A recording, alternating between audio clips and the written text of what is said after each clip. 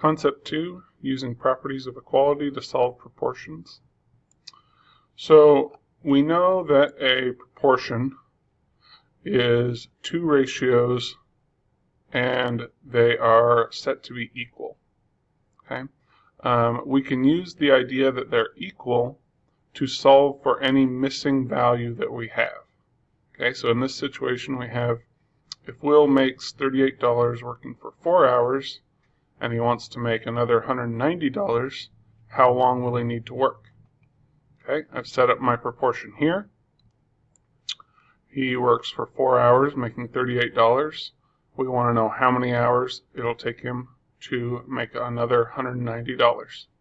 So all we have to do is take our variable and solve for it. Okay? In this case, it's really easy, really straightforward, because all we've got is this 190 that we're dividing our variable by. Okay?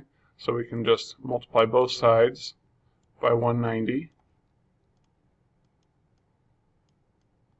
times 190. Those will cancel, and we have our variable x hours already isolated.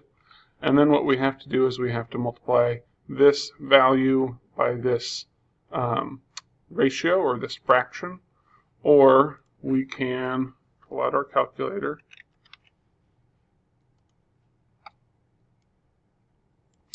and do 190 times our numerator, 4, and then just divide by our denominator. Okay? And that gives us 20, so he's going to have to work for another 20 hours to make $190.